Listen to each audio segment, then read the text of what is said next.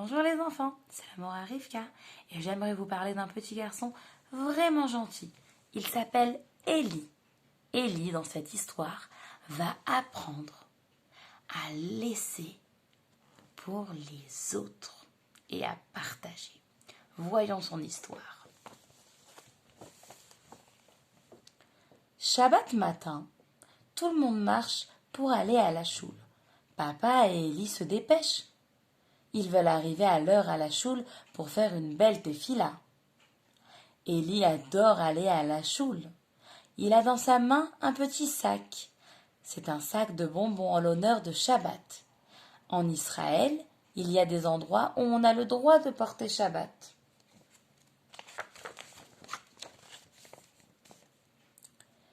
Silence. Eli rentre dans la choule, dans le Beth Knesset.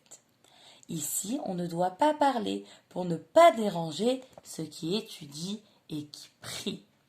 Et voilà un tout petit enfant, très mignon, qui arrive vers Eli et qui lui demande « Tu peux me donner un petit bonbon, s'il te plaît ?»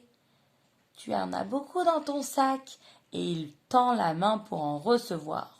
Mais Eli n'a pas envie d'écouter son Yetzer Tov. Il n'a pas envie de partager.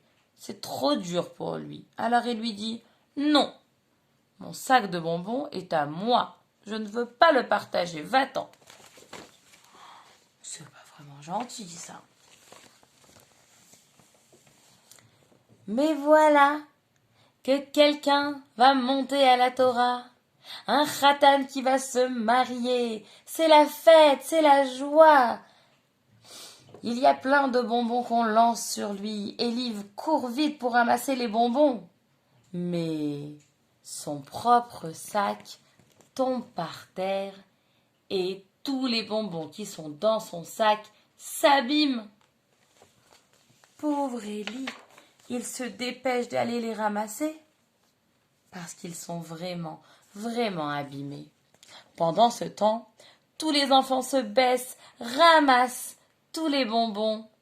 Ils veulent tous avoir un petit sac rempli de bonbons.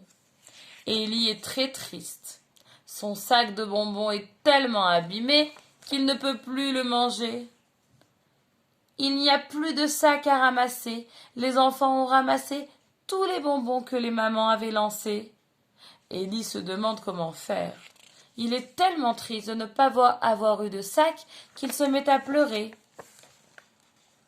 Et voilà qu'un copain à lui arrive.